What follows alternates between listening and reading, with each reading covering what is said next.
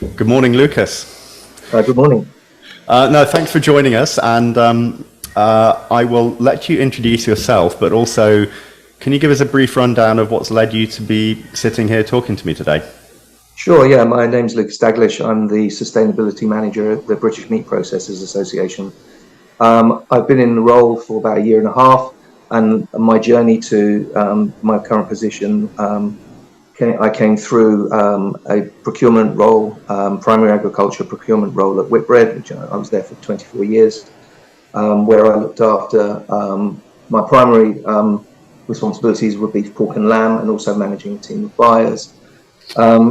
During that time, I became interested in animal welfare. I was visiting abattoirs as part of my procurement role, Right. and I kind of had a bit of a moment when I realised that the meat that goes on people, on people's plates, comes from animals, and that the link between them is a journey that has to be managed effectively in order to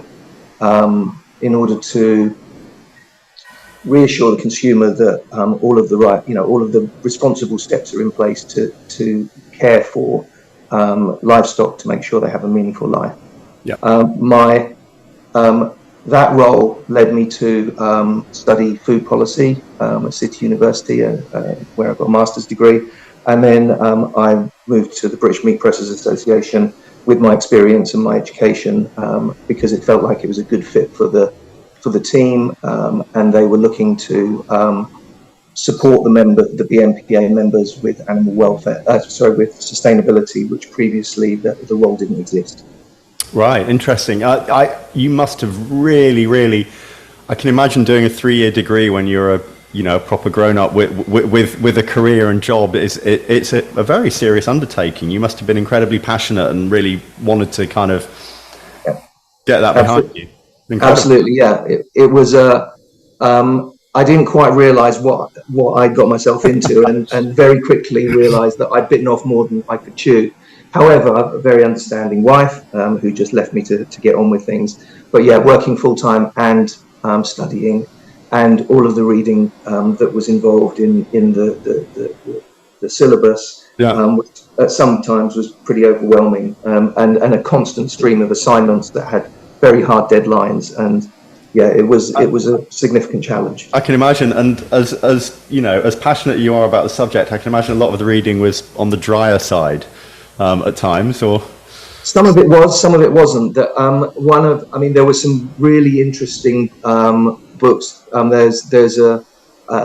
also one of the assignments we got asked to watch a whole load of food-related films.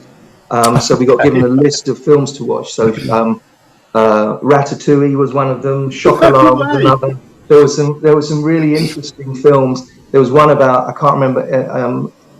There was one about a guy, a Japanese sushi chef, and his strive for perfection. It was. I bet it's called Jiro Dreams of Sushi.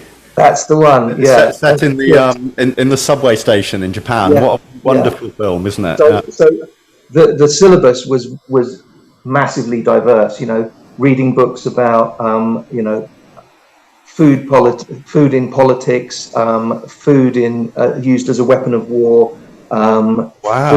Food scarcity, obesity, malnutrition, distribution, food sovereignty, agricultural systems, livestock system. I mean, it covered a massive range of sort of small topics to build up to, what creates food policy. You've made it sound really fascinating. I imagined you'd be reading like reams of legal papers and things, but no, it sounds incredible. No, really, really interesting. Yeah, there's one book called Gastrophysics, which is about how our senses influence what we taste and mouthfeel and smell and sight and sound. And, great title as well. Yeah, and it goes into the sort of the detail of things like why crisp bags are crunchy, because that's the perception you get, that the contents of the bag are going to be crunchy as well. So it's a really amazing course, and yeah, highly rewarding when you get out the other end because it's hard graft. Yeah, no, absolutely. Wow, no, that sounds absolutely fascinating. There were definitely some overlap there with the degree I did, which was food science, nutrition, and marketing. And I think what kind of put me off was the focus at the time on going into the industry making ultra processed foods and how you balance the salt, sugar, and MSG so that different reward centers of the brain are being hit, but never your satiety hormones. So you can kind of just keep binging on things. But so I can see a sort of natural progression here with chef to buyer to then now sort of policy and wanting to make real change. Obviously, within that, you've chosen to work with meat specifically, and I find that very interesting because I think meat is the most interesting part of food in many ways because it's coming from a position where its production can either have the worst impact on the planet, or I would argue actually the best if it's done correctly, and that's sort of regardless of scale. And I think there was that paper, Poor and Nemchek, that stated that that certain foods can have a 50-fold impact. Is it a 50-fold impact or an 11-fold impact with 50 different finishing systems? I always get those kind of slightly mixed up, but there are so many different ways, particularly with beef, which has become the symbol of. I think it's become the symbol of climate change almost in many ways is beef, that people see reducing beef intake. I guess I'm sort of leading up to a question of going, how, is there anything that you can kind of debunk the myths surrounding meat production? Because I think people we clearly do have a climate issue, we have a greenhouse gas issue, but everybody likes to find a very simple solution to what are essentially very complex problems. Through your learning, where do you kind of sit on that in terms of beef and either reducing or changing how we see it within our food system? I think one of the things I learned with my degree is that there are no simple answers, and this is all complex and interrelated. So, and if you look at beef production on a global perspective, there are very good systems and not so good systems, which have low environmental impacts or higher environmental impacts. I think that some of the reports that are available to read, some of the media attention that is given to, particularly if we're talking about beef, particularly beef, that is really kind of is driving a narrative of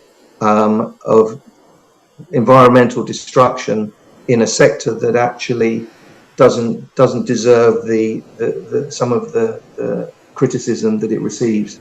At the moment I'm reading a book called Defending Beef, which is very, very interesting. It covers Michelin. That's the author, and it's wide ranging. It covers environmental impacts, dietary limitations, or benefits and limitations of not consuming beef. And I'm not all the way through it yet, but it just gives a very, very good insight into. I mean, I think it's more geared to the US consumer and the US market, but it still gives you there's a very strong argument that there's some misinformation around beef in particular with regard to the environmental impact of water use. So you mentioned Poor and Nemechek, and also the FAO's livestock long shadow report. Both of those papers exclude carbon storage and sequestration in soil, because in their view it was, well, in simple terms, they just put it on the too complicated shelf because it was too complicated. Let's just pretend it doesn't exist and let's report on the emissions only. And actually what you need to be reporting on, if you're talking about net zero carbon emissions, greenhouse gas emissions, it needs to be net carbon. So what is emitted and what is stored. And at the moment, a lot of the research is very one-sided in favour of, well, here's all the emissions data, but almost ignoring some of the sequestration and carbon store in the soil. Absolutely. No, no. I mean, my previous job was I co-founded a business called The Ethical Butcher, which was sourcing meat from regenerative farms, and I came across this a lot because people would find our business. A lot of people would find the business, I think, assuming we were selling plant-based meats, and then find out we're selling real meat, and come out with all the usual kind of playbook criticisms of that. But one of the things that always puzzled me when looking, let's say, at a purely pasture-based system where you have very few externalities to bring into the carbon equation, is that every gram of carbon that comes out of a cow's mouth, which is mostly through burps, not farts, as people say, started in the atmosphere. So it is effectively a closed loop of carbon, because carbon dioxide taken up by plants, turned into cellulose, cow eats cellulose, some of it gets burped out as methane, atmosphere, broken down into carbon dioxide and water again, and it's part of a closed loop cycle. So I've never understood this insistence on comparing that with fossil fuels, where the fossil fuel carbon was locked away for hundreds of millions of years before we dug it up, and then it comes out of a tailpipe. It's completely apples and oranges, right? Or absolutely, yeah. I think that there is a whole argument going on at the moment around, maybe not as public as it ought to be, but there's a lot of discussions going on about global warming potential measures over a 100-year cycle, a 20-year cycle, and Miles Allen's view of what he's called GWP*, which is that you separate gas. Gas measurement. So if livestock are producing methane, you measure methane. You don't measure methane as a CO2 equivalent. And that whole discussion is taking shape. The NFU recently have advocated for the use of GWP* alongside GWP100 to be able to illustrate the differences. Now it's not that simple, and consumers, it will just confuse consumers. And what you can't do is what someone described to me as rewrite the Bible on greenhouse gas emissions. If the IPCC have said the measurement tool is CO2 equivalents, then CO2 equivalents has to be what you measure livestock, but you can also use GWP* to demonstrate how a flow gas works as opposed to a stock gas, and a stock gas is CO2 carbon. So it's there's that whole conversation is taking shape, with the NFU having raised their heads up and said, hang on a second, we need to understand the differences and maybe find a simple way of explaining it to consumers. Yeah, I do think the narrative really needs an update, and I think, without going too conspiracy, I do think there has been a significant push from the big food industry making plant-based alternatives to meat. This narrative plays very well because, of course, we've all seen that you can buy a plant-based alternative more expensive than you can that has come from an animal, and it's basically highly processed, cheap commodity crops turned into something else. But and quite often a lot of the brands involve an awful lot of intellectual property and patents. And I interviewed a guy called Seth Isken, who runs a non-profit called Soil for Climate, which is advocating for you've probably come across him, and he said, a great quote from him. He's a really lively character to interview, but he said, when you eat an Impossible Burger, you're basically biting into intellectual property, and it's very investable, because you're offering an alternative to what is deemed as a problem. But just to sort of bring us back to UK, talk me through a very typical UK finishing system. I think right before we started recording, we said that there's up to 50 different ways that beef can be finished globally. But what would be like your average, let's say, Tesco, non-organic, supermarket, steak, mince, whatever? What's the typical way of doing things in the UK? And what, in your opinion, is the sort of like the very kind of normal practice? Because we don't have feedlots like in America. So we do have some feedlots. There's very few and far between, but there are feedlots in the UK. Okay. But they're, as I said, uncommon. But no, I mean, the climate tells you a lot of what you need to know about how to finish cattle in the UK. I mean, you know, we have an abundance of grass. We have good rainfall. You know, the farmers are very keen to turn their animals out on grass as soon as they can, because whilst it's not free food, it clearly is not free food. It's a far more it's a far more natural way to raise animals on their natural diet in their natural environment. So there's a huge amount of positives. Clearly, the weather does play a part. Animals can't be turned out too early in the spring because it damages the grass and the soil structure, and everything gets chewed up. So if the animals are overwintered, they're kept indoors, typically fed on silage. They will also get some supplement rations if they're being finished to go to the abattoir. And then if they're turned out on grass, again, they highly likely that they will be finished on feed supplements, just to give them a better confirmation, which actually is how the farmer is paid for the hard work that he does. So and confirmation is what exactly? Confirmation is the muscle structure and how the animal is built effectively. Okay, I mean, like literally the shape. So yeah, the shape. Right. I mean, when I was a buyer, I always thought of livestock as like athletes. You want to get the animal to its optimum performance, so that you maximize all of the inputs. So and the financial return to the farmer. So there's social issues here. There's environmental issues. There's animal health issues. All of these things play a part, which goes back to what I said about it's complex and interrelated. There's not one simple, finishing animals on feedlots. There's an argument that says a feedlot, you can send animals to the abattoir quicker, so therefore there's less emissions. But there are welfare issues because they're being fed on what is not a natural diet for a ruminant, and therefore it can create welfare issues with their gut rumen and their overall welfare. And also, it's not a natural environment. If you've ever seen a feedlot, it's not a pleasant looking place, is it? It's kind of bare and barren and not what people would. You couldn't put a picture of a feedlot on the front of a food pack. Put it that way. People wouldn't like it. They want to see green pasture and animals outside. But so we, you said that feedlots are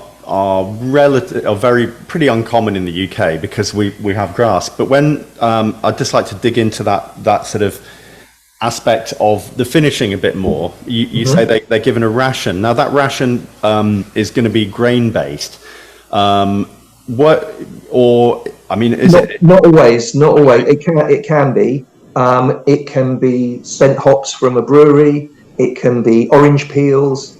It can, there's lots of sort of food industry byproducts that you can feed to livestock. There could be some soy meal in there. There could be some wheat.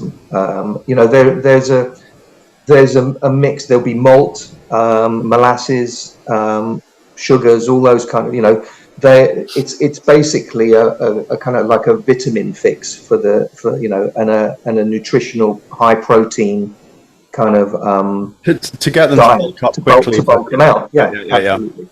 So it's a bit of a myth because I keep seeing this figure quoted around that if the world went vegan, we could remove 75% of farmland because of so many crops are grown to feed to animals. I guess that's less applicable to beef than it maybe is to the monogastrics. Would that be right then? Yeah, absolutely. I think it'd be fair to say that monogastrics. I mean, and pigs and poultry, they are intensive systems with close confinement is maybe the wrong description. They're housed, and their diet is managed. And typically, the food system is vertically integrated. So whereas a beef abattoir might be buying from hundreds and hundreds of farmers, typically monogastric systems are vertically integrated. So the management of the feed conversion rates. Now, there's an argument as well that says pigs and poultry, alongside feedlot beef, are far more efficient, have lower emissions, have lower carbon footprints because of the efficiency. But again, there are welfare issues, and also to a degree, I think there's a kind of an ethical, moral kind of issue that consumers have around, they don't want to see imagery of animals kept in confined spaces. It doesn't feel like a natural environment, and it may be, it's not, the systems aren't always that way, but that is where people are disputing the benefits of eating meat as part of a healthy, balanced diet. They will use that imagery to portray typically what the industry looks like, and it's not actually the case. No, I mean, I'm sort of in complete agreement.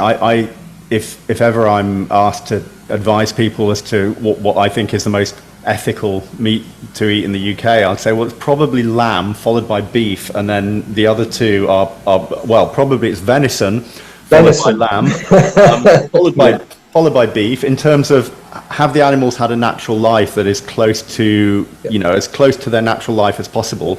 Of course, venison is top of the list, and it's an invasive species. Then I think, lamb and sheep generally are treated in a very natural way. Beef probably third. But I see actually the biggest problem is the monogastrics that we have in these intensive systems. And I think I might have neatly segued into talking about labeling, because the thing that I was talking to Jimmy, the chair of Pasture for Life, and he said he put a hazmat suit on to go into a shed of 60,000 free-range chickens. And I think of all the labeling terms, the one that really irks me, that really gets under my skin for being completely misleading, is the term free range. I just think it's the most abused term that we have in the supermarket. I can give you a good example.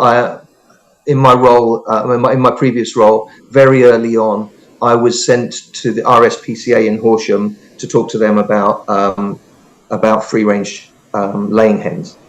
And they took me to the RSPCA took me to a model farm that they had locally, and they said, this is a free range system. So I went, okay, fine. So I got there. It was a rainy January day. Weather wasn't great.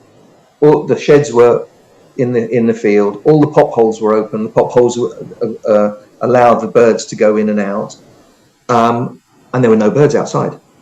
And I kind of said to the guy, I said, where are all the birds? And he said, oh, they don't like coming out when the weather's nasty. I went, okay, fine. I said, can we go and have a look inside? So I went and had a look inside, and there were, I don't know how many, but there were thousands and thousands of birds inside this shed. And they seemed perfectly happy. They were all perching and dust bathing and doing all the things that chickens would normally do in an indoor environment. And I had a look at some of the records, and we talked about mortality rates and things like that to do with the even free range have mortality rates. And people, shouldn't be misled that you think it's perfect. It's not perfect. And so I said, well, I said to the farmer, I said, well, what's your preference? What do you think is the best system? He said, oh, I think a barn system is best. He said, if I shut the pop holes, this is a barn system. And I asked him why, and he said, there were a number of reasons. He said, protection from predators. So I said, well, how many birds do you lose to foxes and predators? He said, that's the largest mortality is a fox gets in. Wow. He said, so protection from predators, because they don't move around so much, they don't consume so much feed, so there are cost benefits. And actually, as you can see from the experience of the day I visited, the farmer said to me, as you can see, they're quite happy in their environment indoors. He said, one or two of them will go outside in this weather, but generally they will stay in. And I was like, oh my God, this is, I didn't really think about this at all in any great depth. And that gave me that drove me to spend more time looking at systems firsthand rather than looking at stats on paper about outcome measures and results.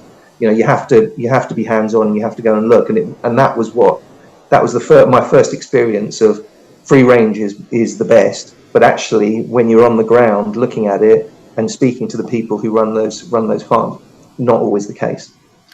No, I interviewed, I've spoken to a lady called Dr. Annie Rayner, who has a master's in animal welfare. And we talked specifically about chicken. And she was saying to me that, in her view, the reason that chickens maybe would choose to be inside rather than outside is their genetic history. They wouldn't have been out on the open plains. No, they're jungle birds. They're sort of on the edge, scrub desert jungle on the edge. So not deep jungle in the middle.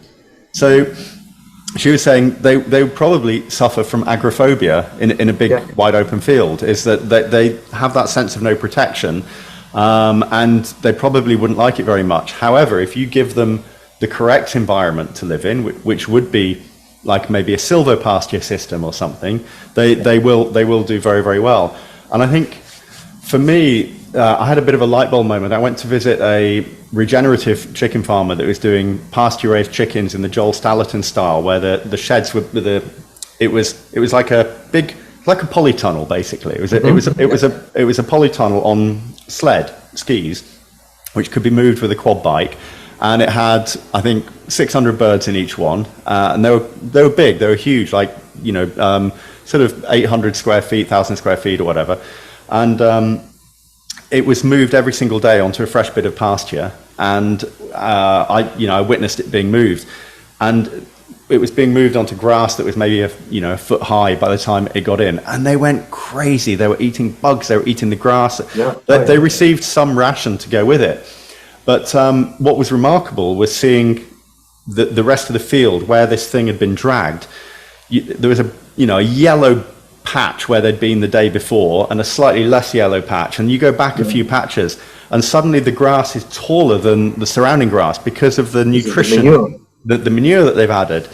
And that for me was a bit of a moment of understanding how animals provide ecosystem services when they're a part of an ecosystem. And I think my main problem with the intensive systems is that we're separating them from a natural system there. And it's this reductionist approach, which I'm not comfortable with. But it plays into, I mean, going back to my sort of policy studies, it plays into the affordability of food. And there are, sectors of society where, people are struggling to make ends meet. And ultimately, if you've got a choice between paying your rent, paying for your electricity, paying for your cooking, your gas and water and everything else, and then you've got food in as part of your budget, typically the first thing that people look to try and make allowances for, or to find economies, is in the diet, because the others are almost fixed. You can't say I'm going to buy cheaper electricity this week. I'm not going to stop paying my rent this month. You're going to be out on your ear. So, food typically is where people try to make, reduce their spend. And so when you talk about food has to be affordable for everybody, there has to be access to food for everybody. And therefore, it shouldn't be a race to the bottom in terms of the animal health. And but at the same time, if you want those people who are struggling to make ends meet to have a healthy, balanced diet that includes animal proteins and dairy, then it has to be affordable for them. Otherwise, they'll you end up with health issues and a burden on the National Health Service. So it's all kind of it's super complicated. I mean, based on what you said, I completely agree that there is a sort of food security and affordability, and I'm in an incredibly privileged position in that I can afford to spend a disproportionate amount of money on high quality foods from natural sources. But we eat 35 million chickens a week in the UK, I believe, and I think chicken is, for me,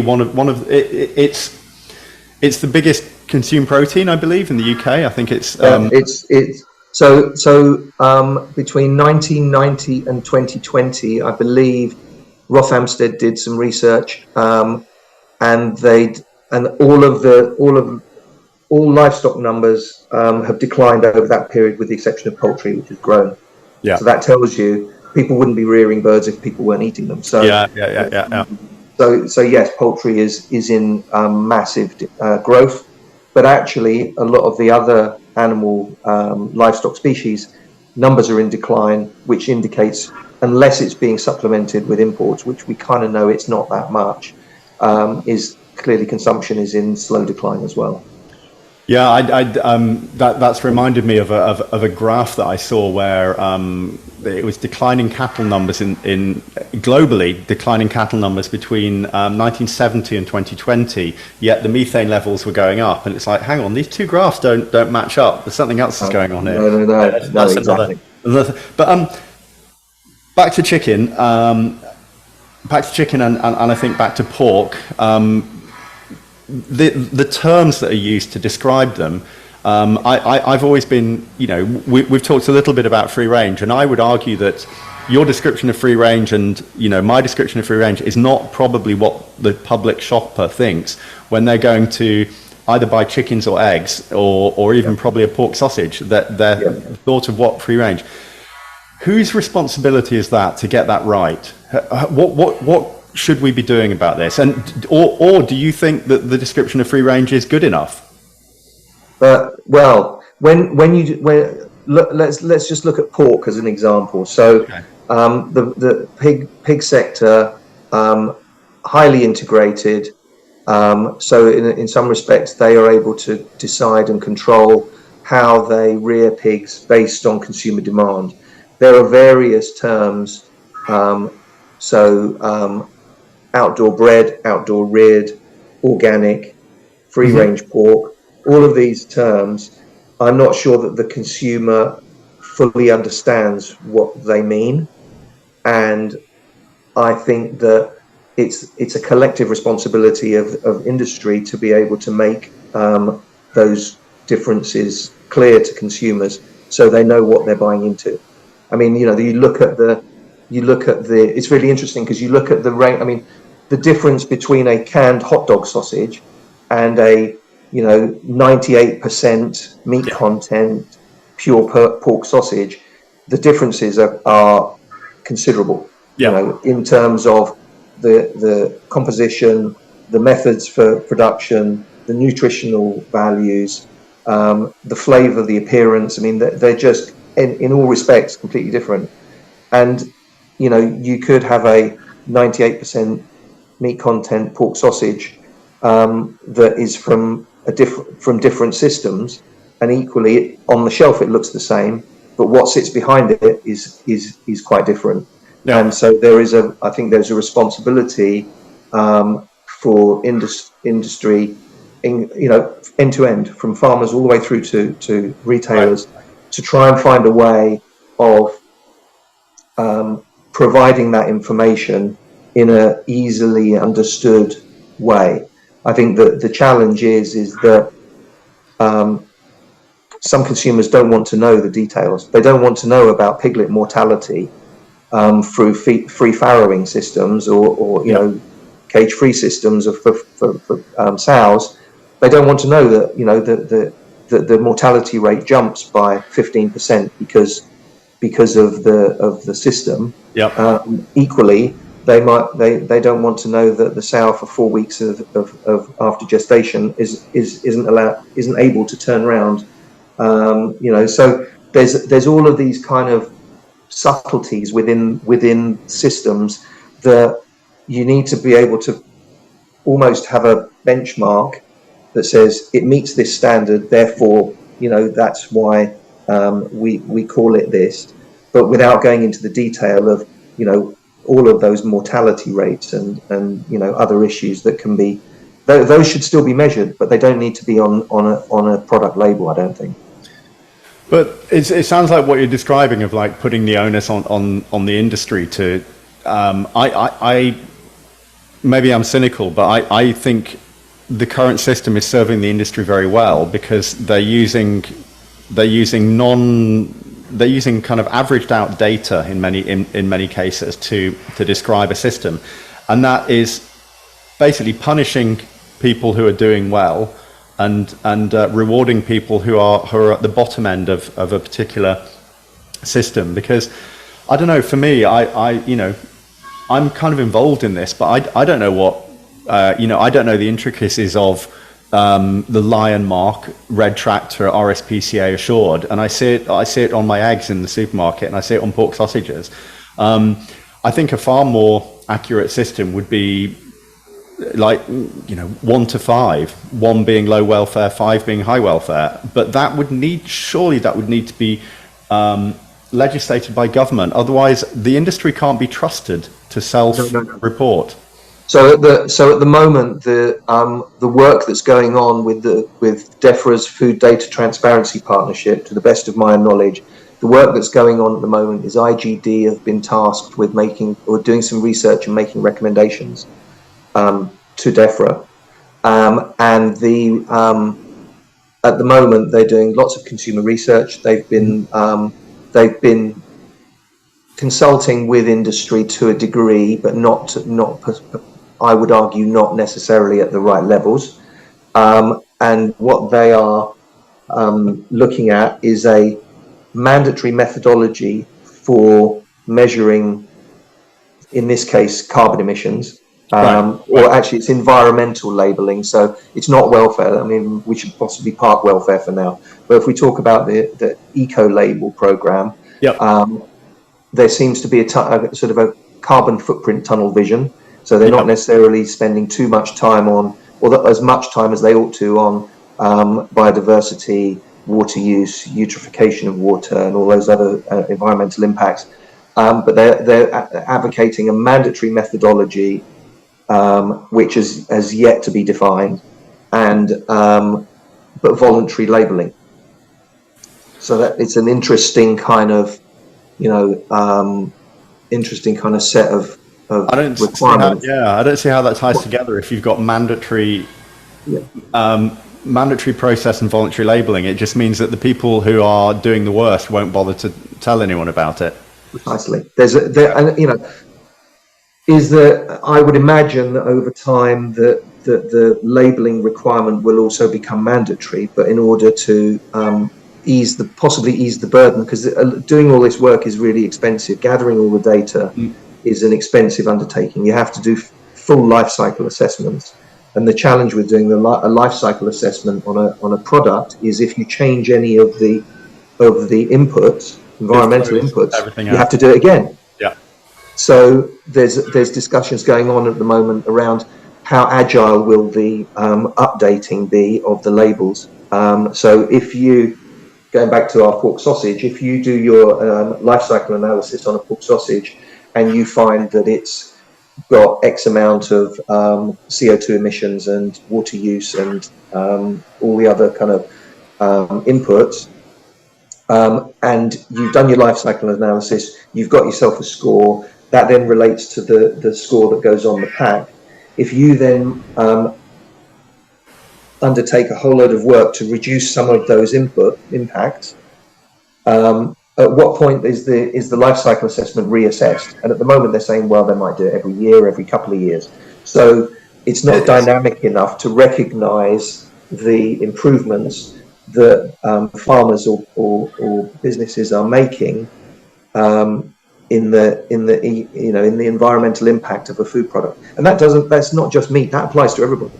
I'm really confused by that, because I would have thought that if you have a system of measurement that presumably is going to be, you know, it's going to be cloud-based, it's going to be on computers, that, I mean, even if you were to do it with a spreadsheet, if you change one parameter, you get a different output based on calculations. Is it not?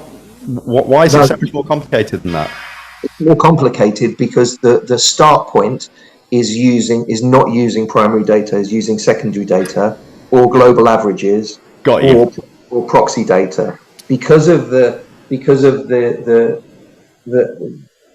IGD's view is that let's get something out there quickly. It might not be perfect, but let's do it quickly and then iron out the imperfections.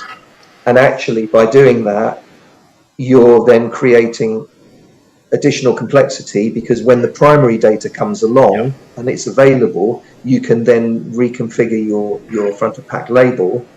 And the challenge there is, if a consumer goes into the supermarket and compares product A with product B, and product A is using global averages, and product B is using primary data, you'll have two different scores for what essentially could be the same product. Yeah, and that system will reward the poorest performing member potentially.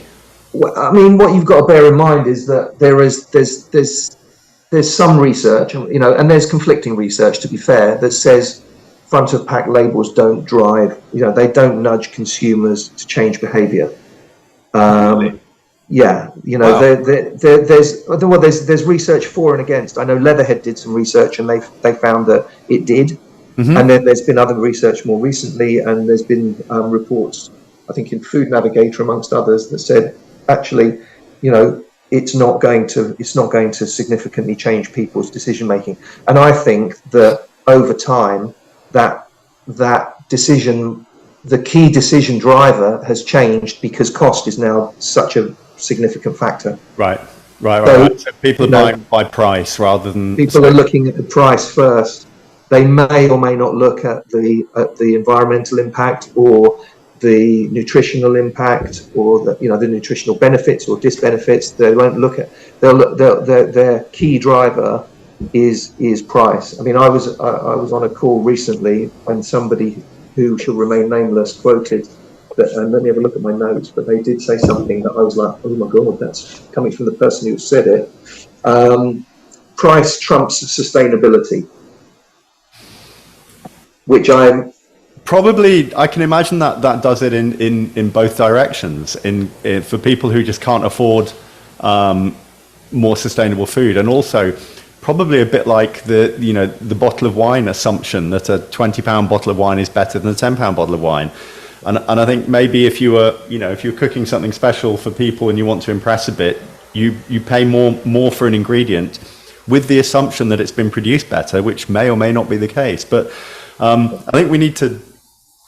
Is that kind of is that probably a correct assumption that it can have an effect on both ends, or? Yeah, absolutely. I mean, I think that price. Yeah, people will trade up or trade down depending on the occasion. Yeah. If they're buying in the supermarket or in a retailer for eating at home. Similarly, in hospitality, if you're going out for a quick lunch, you'll have a sandwich. If you're entertaining, you'll go for a bigger lunch. So I think or dinner, and so I think the occasion suits the budget. So yeah, people will trade up and trade down, but as I said, I think the key driver at the moment is more around budget as opposed to anything else, which is in some ways it's a bit sad, but unsurprising and understandable. I think in the case of that, since that is a driver, I see it as the role of government to ensure that the minimum standard for environmental impact and animal welfare is raised from where it currently might be. I think that's the only way we can kind of combat that. But I'd like to go back to something. We haven't talked too much about C.L.E.A.R so far, but we probably ought to. We've been going for a while. One of the big aims of C.L.E.A.R, of course, is to stop this reliance on use of country or global data for food products, because that's one of the problems that was identified. But to actually have farm data reflected in the labelling on the pack at the other end.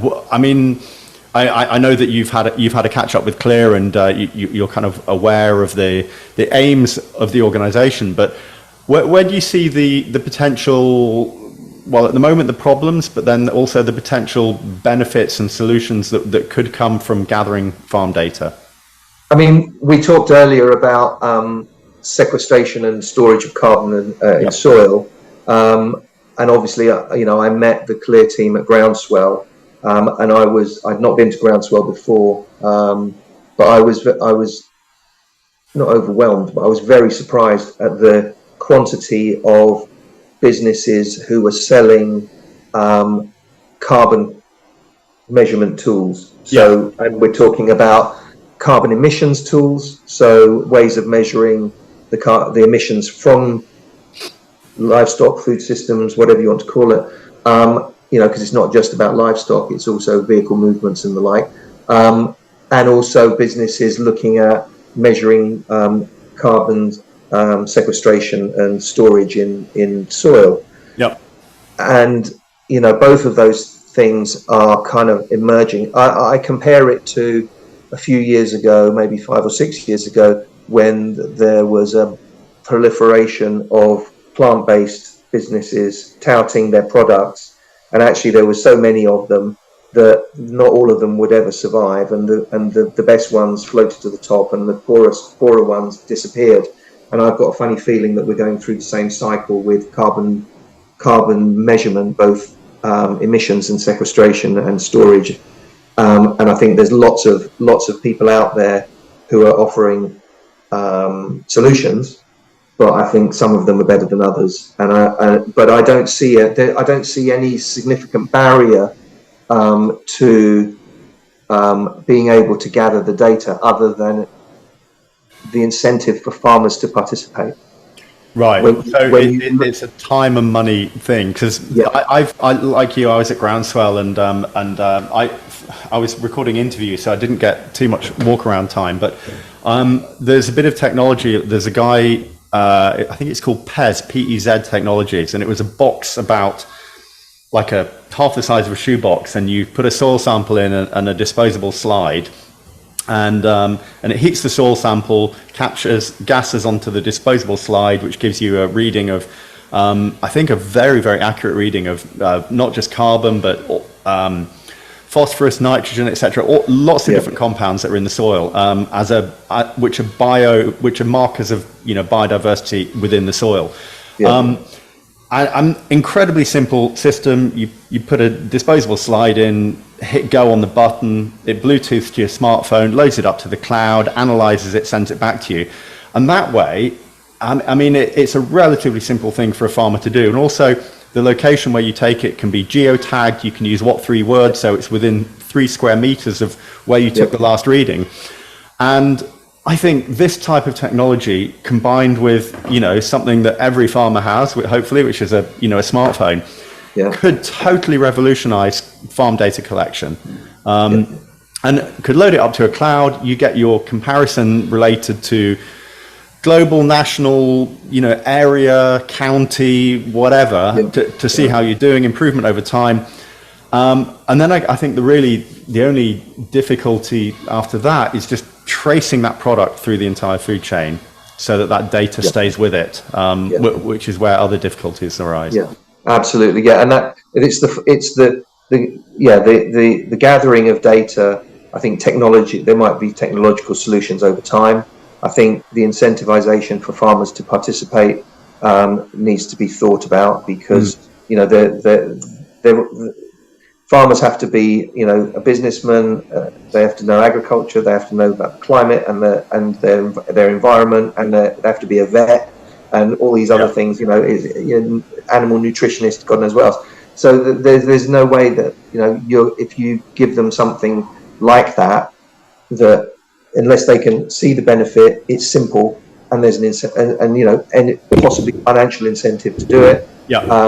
Then you're going to get low levels of participation. And when you look at some of the other if you look to other countries that are doing a good job, typically, so New Zealand would be a good example. Ireland, Republic of Ireland, I think would be another good example, with Board Beer, Chagas and Origin Green in Ireland. I know nothing about that, so please tell me about that. Well, all I was going to say, those are two examples where there's very, very strong incentives and benefits for farmers providing data, and as a result, they have a very high level of farmer participation So they're basically being paid to do it, or? Well, interestingly, in Ireland, I think there is a financial incentive, but also what's happening is farmer looks at his neighbour, realises he's doing something he's not doing, thinks, right, what's going on here? I need to be in this as well. So it's a sort of snowball effect that once you get it moving, everybody starts to go, well, if he's doing it, I'm going to do it too. Right, and get on board. And I think in New Zealand there's a similar.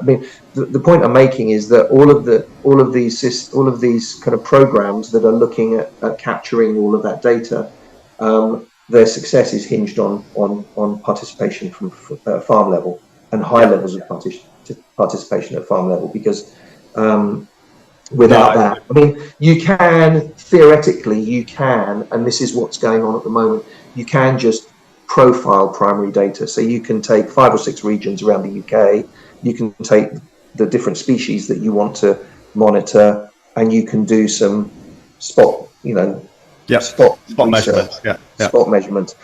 Does that reflect that, is that as good as having every single farm on board? Clearly not. Does it give you an indication? Yes. Is it better than secondary data? Well, arguably it may not be. Is it primary data? Yes, it is, but it's not reflective of the whole system. So at what point do you kind of go, well, we'll take primary data from regions rather than entire national coverage? It's about the evolution of the program, and just getting something going, I think, is the key at the moment. Or just getting started and making a bit of a change in the right direction. Yeah, absolutely. We'd better we've been going for a while, so I think we'd better kind of get to the wrap up. So I'd like to ask you, where do you see? Give me the optimistic view of 10 years from now and maybe 20 years from now for your industry. Where do you see things going? And give me the optimistic view. Let's do that. Okay, sure. I mean, I'm encouraged that the FAO are starting to produce reports looking at livestock and livestock's contribution to global food security, looking at soil health. They've done a report on soil health. Arguably the FAO have, you're not going to be accused of using inaccurate data or data that hasn't been peer reviewed if you're quoting FAO in some of any arguments that you want to table. But I'm really encouraged that the FAO are recognizing the role of livestock as a planetary good, as potential benefit, as part of the solution rather than part of the problem. Yeah, it's clearly not that black and white. It's not a kind of binary, is it or isn't it, yes or no. There's lots of grey areas and nuance, and it's not that simple. But I'm really encouraged that they're taking that view. I also think that the agricultural sector and the food processors, and to a certain degree retailers, are kind of pushing back on some of the misinformation that's been touted around over the last 10, 15, I think really since from livestock's long shadow, which arguably you could say, well, that's an FAO report. Yes. Yeah. The problem with that is that it intentionally, as I said before, excluded carbon sequestration. So they're now understand or recognizing that that's an important factor. I think so. I mean, so that's kind of where my thoughts are on environment. I think we're on a journey, and the better data we gather, the better research, and the better we can demonstrate things like soil health through livestock grazing and proper, well as proper scientific pasture management and livestock management. On the sort of human health side of things, I think there's now growing evidence of the benefits of a balanced diet that include livestock, animal proteins, and dairy. We talked about defending beef, but also the other books that have come out recently. The Great Plant-Based Con is another one. Buxton, fantastic book, which I read and was fascinated by. So I think I'm quoted in that book quite a lot, because she interviewed me quite a bit when I was at my previous job at the Ethical Butcher. So I was quite involved in that book. My reading list, you can see what, but I also this year I also read Animal Liberation, because I'm interested to understand every side of the argument. You have to have a balanced view. But going back to what I was saying on I think on human health and the benefits of animal proteins and dairy, products, I think there's a stronger and stronger argument that it has a place in a balanced diet, particularly for vulnerable groups of people. So expectant mothers, children, infants, the elderly. And I think that is now starting to gain traction and be recognised. I think on the animal welfare side of things, because in my view, there's three threads of criticism for the meat industry.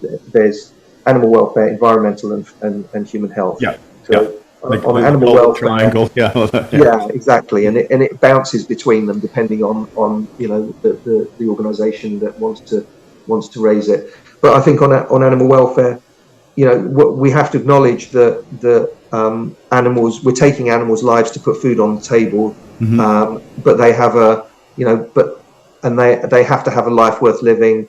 They have to be looked after. They have to be nourished in their life cycle. They have to be protected from predators. They have to be, looked after. I mean, it's almost like we have an unwritten contract with livestock that we should nurture them to the best of our ability, so that when we do take their life, then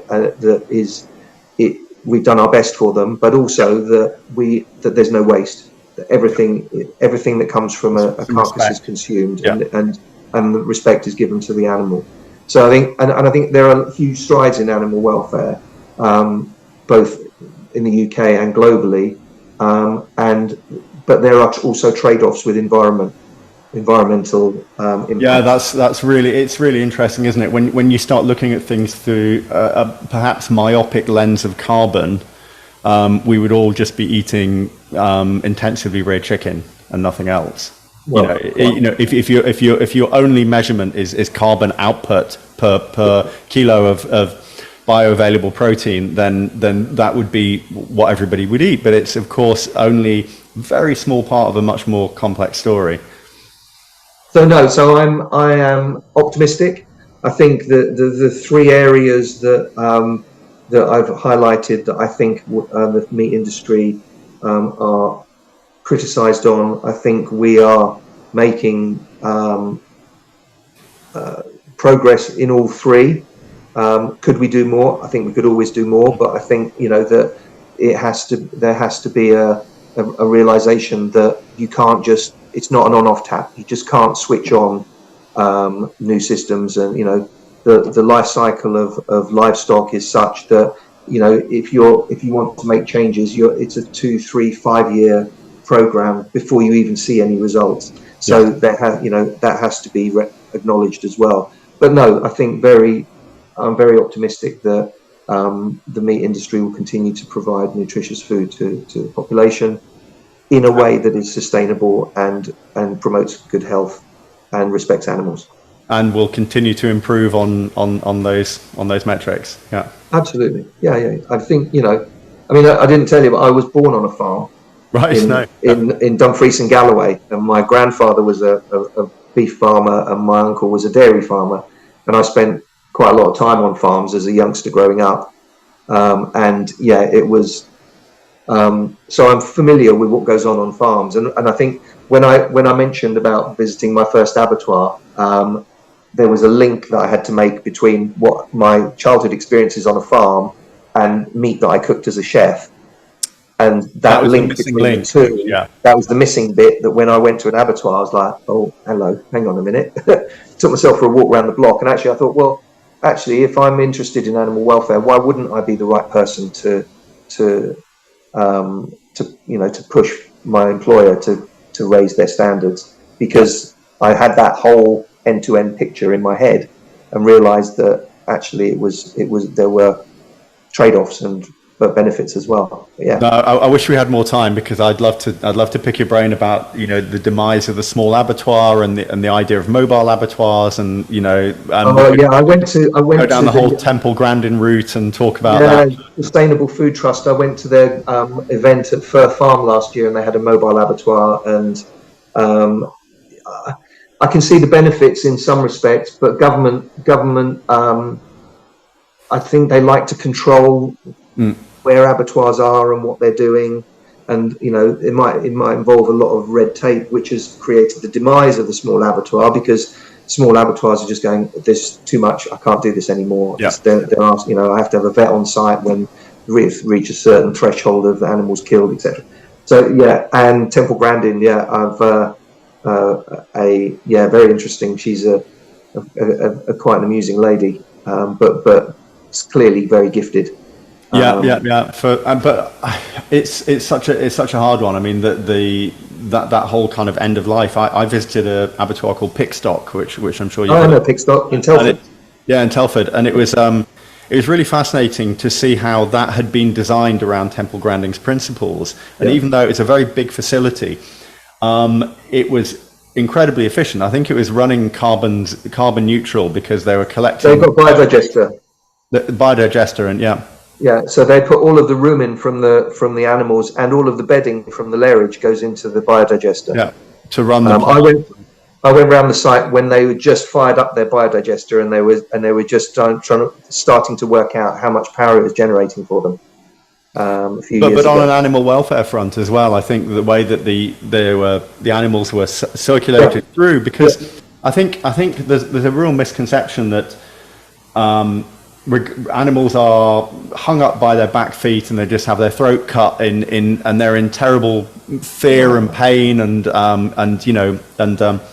I keep seeing footage of pigs in gas chambers and screaming for their life, but the truth is that frightened animals make a very poor quality product. If you want to look at it purely from that sort of from that unemotional aspect, there is no reason to not.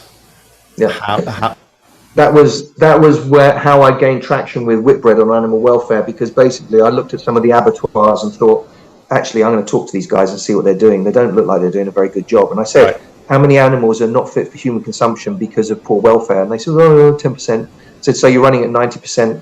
I mean, that might not have been the number, but just to give you an example. Yeah. So I said, okay, so you're running at 90% capacity effectively because 10% of the animals are unfit for human consumption. And actually, because of your poor welfare, Whitbread are paying for that. So I went back to the exec committee of Whitbread and said, if we can improve animal welfare, our prices will come down. Because obviously money talks, they went, okay, crack on. But now the board says yes, Yeah, of course. And so, but that was my lever to get that program moving. But the going back to your point, the challenge is that there are some out there, and I think there's more deep-rooted social problems that farmers, there are a small number who don't, but generally speaking, farmers care deeply about the welfare of their animals because that's what they do. They're custodians of the land. They're also custodians of their flock, their herd, and it's not in their interests to mistreat their animals because they don't. It reflects on their income. If they take an animal to an abattoir and it's condemned, they don't get any money. They have to pay. Yeah. So that it's not in their interests not to treat their animals well. But as I said, there are some outliers. There's always some bad eggs, and there's some people who maybe got